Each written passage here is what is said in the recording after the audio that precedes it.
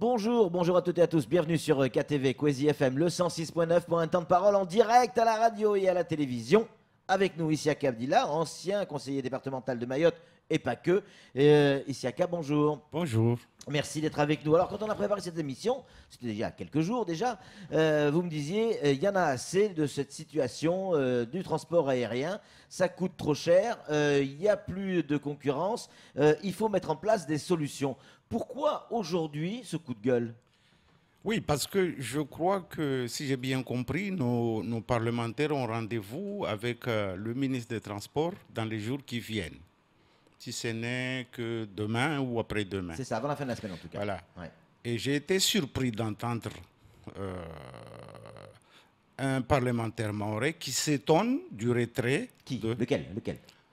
Madame Ramlati, elle dit qui s'étonne parce que Corsair s'est retiré de la ligne Mayotte-Paris pour des raisons que j'ignore.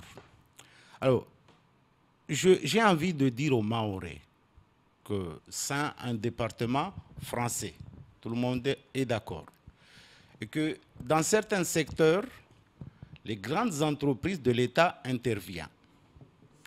Total, qui est une entreprise privée, mais qui joue sur ce qu'on appelle la géopolitique du pétrole. Donc, tout ce que fait Total est cautionné par le gouvernement, est soutenu par le gouvernement français. Oui, la preuve en est, puisque c'est la préfecture qui fait effectivement les Total prix intervient de ici. Oui. C'est la moindre des choses. Oui. Nous avons la Poste. Le capital de la Poste, l'État a, si mes souvenirs sont bons, 73% du capital intervient. France Télécom, l'État doit disposer d'environ 63% d'actions majoritaires. Il y a France Télévisions, l'État est majoritaire à 100%, qui interviennent via sa filiale, le groupe France Télévisions, via Mayotte la première. Pareil pour EDF, GDF, ANJ maintenant. Voilà. EDF, EDM. Alors tout ça c'est bien, mais c'est très facile, parce que ça ne coûte pas beaucoup. Ça permet aussi de gagner.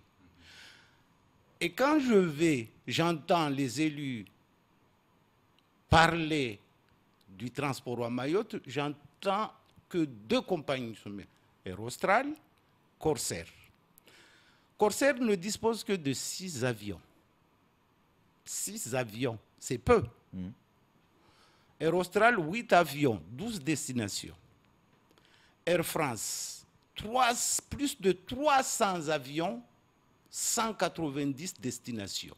Et Air France dessert tout l'outre-mer, soit en direct, soit via ses filiales. Alors, ce que je voulais dire aux parlementaires, la porte de Corsair, ce n'est pas la bonne.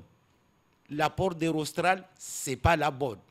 La bonne porte, c'est celle d'Air France, dans laquelle l'État détient encore 14%.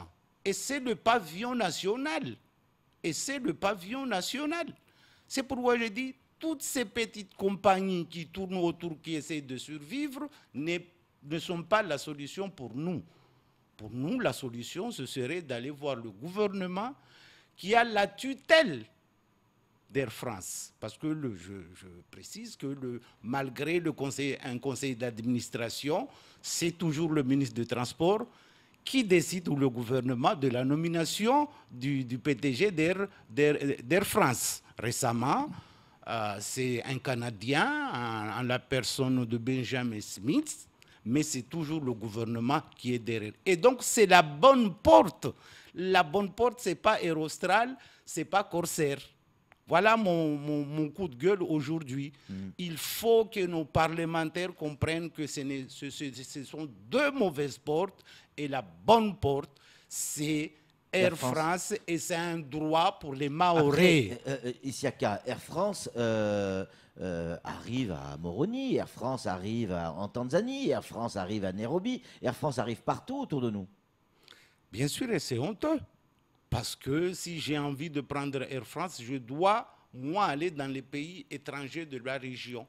Pourquoi Air France ne désire pas Mayotte? C'est toute la question. Air France est capable d'atterrir à Mayotte avec la piste, je ne sais pas, une question. Moi, je n'interroge pas, et je n'interroge pas la technique. J'interroge le droit des Mahorais. Les Mahorais ont droit au pavillon national en matière de transport. Maintenant, si l'État estime que les conditions ne sont pas réunies, mais c'est à lui de les réunir en allogeant la piste pour que la compagnie, le pavillon national, puisse se poser à Mayotte. Avant de donner la parole à Samuel, déjà des réactions, et notamment du collectif. À votre égard, Isiaka, il faut agir car un coup de gueule ne suffit plus. Isiaka doit appeler les Gilets jaunes mahorais pour la piste longue à une nouvelle compagnie pour concurrencer Air Austral. Et la feuille de route franco-comorienne, rapidement, nous soutiendrons son action. Ça veut dire quoi? J'ai pas très bien compris. Mais ça veut dire Il que me parle. Oui. le collectif vous demande effectivement de faire appel aux gilets jaunes, pas ceux de la sécurité, mais les vrais gilets jaunes, ceux qu'on a en métropole, justement pour que Mayotte puisse avoir de la concurrence sur l'aérien. De manifester en clair. Ils m'ont entendu. Ah, mais ils viennent de m'ont répondre à entendu. l'instant. Non, mais ils m'ont entendu. Oui. Ils m'ont entendu et moi je soutiendrai toute action visant à réclamer une piste longue. Je viens d'apprendre, comme tout le monde, ce matin que Maurice a décidé d'allonger la piste de route. Ouais, c'est l'AFD qui l'aide, qui va financer à hauteur de pas loin de 100 millions d'euros. Oui. Pas moins de 100 millions d'euros. C'est embêtant pour nous, Oui. parce que le dossier aujourd'hui, il y a eu l'enquête publique, il y a eu les consultations, mais on ne sait pas aujourd'hui le dossier d'allongement de la piste, il est sous quelle main? Quel est le maître d'ouvrage? Sous quel coude? Alors maintenant, si l'État estime qu'il ne peut pas faire, il faudra que nous, au niveau de Mayotte, on réfléchisse à des solutions, parce que Maurice, s'ils sont passés par l'AFD, ce n'est pas de l'argent gratuit, c'est un emprunt remboursable sur 30 ans. Possible, il est possible peut-être de le faire à Mayotte. Mais comment? C'est une solution. Ça serait les citoyens, les habitants qui payent? Non, qui paieraient? d'abord, il faut. Mais vous croyez qu'à Maurice, ce n'est pas le gouvernement qui va payer, Ouais. c'est les usagers. Et vous croyez que les Mahorais c'est seraient prêts à payer pour avoir une piste longue? Je suis tout à fait d'accord, je suis tout à fait sûr si on explique les enjeux aujourd'hui. Parce que si vous payez une taxe additionnelle sur votre billet de 50 € aujourd'hui, cela va se rembourser, va s'amortir avec la baisse du prix du billet dès lors qu'on aura la concurrence. Mais si on n'a pas la concurrence aujourd'hui, ce 50 € on paiera, mais on le paiera comme on le paye tous les jours. On aura plus à payer. Plus de 50 € on n'aura toujours pas. Ouais, ça veut dire qu'il faut encore augmenter le billet d'avion pour que c'est encore... oui, mais si dans l'espoir d'avoir une piste longue, il faut payer plus, il y a peut-être encore d'autres solutions. Je ne vois pas le problème. Mais s'il faut payer des billets très chers, ce qui est le cas aujourd'hui et qu'on n'ait pas la piste, je trouve que c'est prendre les Mahorais pour Samuel Baucher, le rédacteur... des truffes. Des truffes. Samuel Baucher, le rédacteur en chef de France Mayotte Matin. Une question à vous poser, Siaka. Je fais le calcul, 360 000 passagers par an, 50 € par billet, ça fait 18 millions d'euros par an. Sur 30 ans, ça fait 540 millions d'euros. C'est-à-dire que la piste, elle est largement financée par le principe de répartition. De répartition, on peut même envisager de financer le contournement de Mamoudzou dans ce jeu. Mais vous avez raison. Vous avez raison. Et en plus, on a la chance.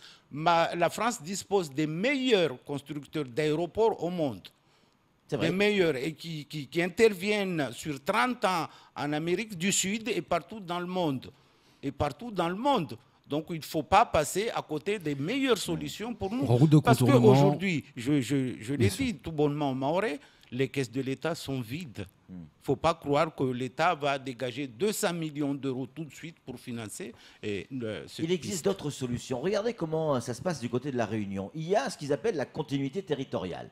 C'est-à-dire qu'il y a le conseil régional qui finance une partie du billet pour un certain nombre d'habitants. c'est conséquent. Certains billets, et c'est au choix, c'est-à-dire que le consommateur a la possibilité de choisir la compagnie, c'est entre 300 et 400 euros par billet financé par le concessionnaire. Pourquoi, à Mayotte, on n'aurait pas droit à cette continuité territoriale? Moi, j'ai envie de Est-ce que dire... c'est pas ça aussi la solution? Non, ce n'est pas la solution, parce que le conseil régional, quand il finance 300 euros jusqu'à 300 euros par billet, il y a au moins une partie qui va dans sa propre compagnie aérienne, en l'occurrence Aerostral, où il est Il y a actionnaire. une compensation qui se fait Il y a quelque une part. compensation qui se fait quelque part. Et puis, le relève des taxes sur l'aéroport et l'arrivée des avions. Donc, ça s'amortisse. Ici, si on met la continuité territoriale à ce niveau-là, il y aura toujours le même bénéficiaire. Le même bénéficiaire que je n'ai pas envie de nommer, mais ils se reconnaîtront. Il y aura toujours les mêmes bénéficiaires. Mais le billet Et sera donc, moins cher. hein? Le billet sera moins cher. Non, non, indirectement, ils seront moins chers. Ouais. Mais directement plus chers parce que c'est toujours le contribuable mahorais, Ouais. le contribuable français, qui va encore engraisser une compagnie qui nous Parce que continue l'argent du conseil de nous général ou du prendre, conseil une départemental ou compagnie régional qui continue de nous vient prendre du pour contribuable, des évidemment. truffes. Ouais, Alors, ça moi, fait. personnellement, je suis favorable à ça, payer 50 euros de plus par billet. Je trouve que c'est une excellente idée pour financer la piste longue. C'est une idée géniale. En revanche, je me dis, mais puisque le kérosène à Mayotte, vendu par Total, est 85% plus cher qu'à La Réunion, pourquoi, en contrepartie, on ne demanderait pas une réglementation comme l'essence ou le bouteille de gaz? Eh ben voilà, mais le problème, c'est que ça ne gêne pas la compagnie qui dessert Mayotte aujourd'hui parce que de toute façon, qu'il paye 1 euro, 2 euros, 3 euros le kérosène, de toute façon, tu payeras. Tu repayeras, Ouais, tu c'est répercuté rembourseras sur le billet. sur le billet. Il n'y a pas miracle là-dessus. Même si on baisse, et puis le danger, même si le kérosène est baissé aujourd'hui, réglementé aujourd'hui, ne crois pas qu'on aura le billet moins cher ici. Ne croyez pas, avec une seule compagnie qui continue de nous pomper grandement, il n'y aura pas une baisse de billets. Donc c'est une solution, oui, mais s'il y a plus de concurrence, on peut envisager, parce qu'on est à peu près sûr que le contribuable, le voyageur, l'usager mahorais profitera. C'est une solution à moyen, voire long terme. Si effectivement chaque voyageur va payer 50 euros de plus le billet pour financer la piste longue, elle sera prête dans 4-5 ans minimum. Oui. Imaginons que cette solution se mette en place, tout le monde ne se sentira pas concerné. Quelqu'un qui est muté ici pour 2 ans va râler énormément parce qu'il va payer son billet 50 euros plus cher pour quelque chose dont il ne bénéficiera jamais. Oui, mais il va nous amener aussi sa voiture pourrie et qu'on doit de toute façon à la fin le détruire aussi. C'est pas faux, hein. C'est pas faux. Isiaka. Oui. Et c'est quand même une démarche politiquement nouvelle, puisque vous nous dites, eh bien, on a besoin de personne, on peut financer cette piste longue tout seul. Le contournement de la route, ce que disait Samuel, avec cette cotisation du citoyen, on peut le financer nous-mêmes. C'est une démarche politique, ça. Ah oui, bien sûr. Souvenez-vous, le 2% qu'on paye pour l'hôpital. Je ne sais pas si les gens ont déjà oublié. Mais avant la modernisation de l'hôpital, tout salarié, tous les revenus salariés à Mayotte il y avait étaient une taxe. sujettés à 2%, C'est vrai. qui nous a permis d'avancer au niveau de l'hôpital. Et donc, il faut à un moment donné nous prendre nous-mêmes en charge. C'est une solution que l'État peut-être viendra compléter, mais il faut dire la vérité aux Mahorais. Aujourd'hui, l'État traîne les pieds sur ce projet, mais la solution viendra de nous. Parce que c'est nous qui payons au plus fort nos déplacements à l'extérieur.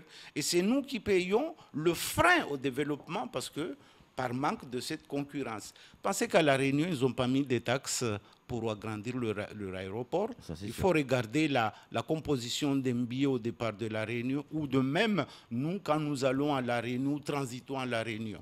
Il faut regarder bien s'il n'y a pas de taxes des taxes qui permettent de financer leur infrastructure. Samuel, pour conclure. Tout à l'heure, je reprends le concept des 50 euros pour payer la piste longue et d'autres projets s'il le faut. C'est génial comme système. Mais on pourrait imaginer dans la maîtrise d'ouvrage un partenariat public-privé. C'est là où je voudrais en venir.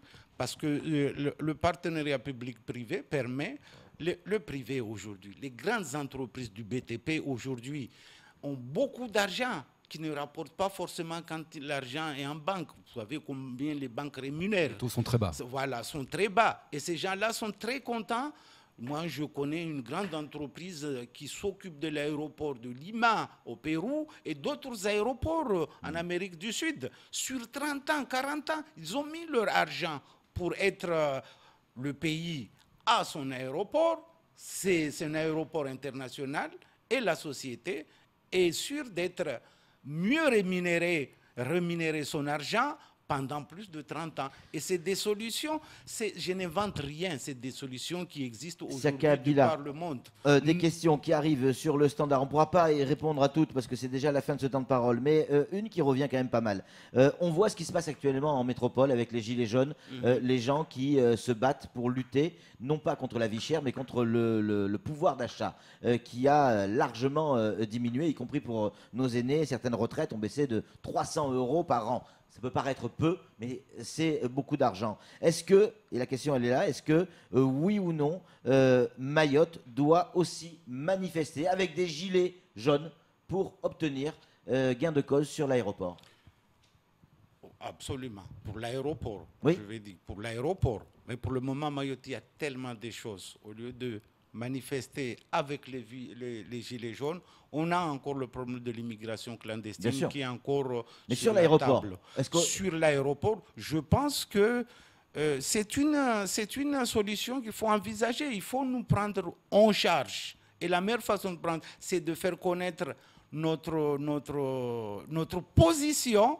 Détermination. Voilà, notre détermination pour cet aéroport. Parce que moi, je ne peux pas croire que on est plus peuplé que la Nouvelle-Calédonie. Vous me direz, ils ont le nickel. Oui, nous on a le lagon, on a une ZE, une zone économique exclusive, eux aussi. Mais ils ont le nickel. La Guyane, ils ont la forêt, ils ont le CSG, l'or qui n'est pas encore exploité par le pouvoir public. Et la fusée. Mais la fusée leur rapporte peut-être rien du tout en termes de rentrée fiscale. C'est pourquoi ils ne cessent de manifester. Ils ont un côté de Guyane, la Guyane CSG et la Guyane des Guyanais. Donc ça, c'est un autre débat. Mais quand on regarde le nombre de populations chez nous, aujourd'hui, on est plus de 300 000 habitants. La Nouvelle-Calédonie, c'est moitié. La Guyane, à peu près, c'est dans la même zone. Air France intervient. C'est un droit pour les Mahorais que le pavillon national intervient sur ces territoires. Et on ne me dira pas que c'est à la Réunion de définir notre destin, parce que c'est ce que je risque d'entendre. Et si Aerostral est historiquement opéré ici, je rappelle aux Mahorais que le service n'était pas forcément gratuit. Beaucoup de réactions, Isiaka. On ne pourra pas toutes les lire. Celle-là qui est importante aussi, c'est Fatiou du collectif qui vous écrit, c'est pas le même que tout à l'heure. L'idée de M. Isiaka semble très bonne, mais qui va la mettre en œuvre vu que les élus que nous avons ne semblent pas assez organisés? Ils ne pensent qu'au recrutement politique. Alors justement, moi je complète la question. Vous êtes un homme politique. Est-ce que c'est un projet politique que vous portez? C'est un projet politique et soyez sûr, si un jour je suis aux responsabilités, ce sera notre première action à mener. Parce qu'il s'agit juste de dire à l'État, vous ne faites pas, nous on va faire. On va faire. Juste nous permettre, selon le texte en vigueur en métropole, d'instituer cette taxe. Voilà. Et momentanément, parce que je sais que les aéroports, l'infrastructure aéroportuaire a un statut particulier, c'est la DGAC. Voilà, qui gère, mais au moins nous permettre de construire et puis restituer. Merci beaucoup, Cheikh Abdillah. On a explosé le temps, c'est tout pour ce temps de parole. Tout de suite, la suite de nos programmes.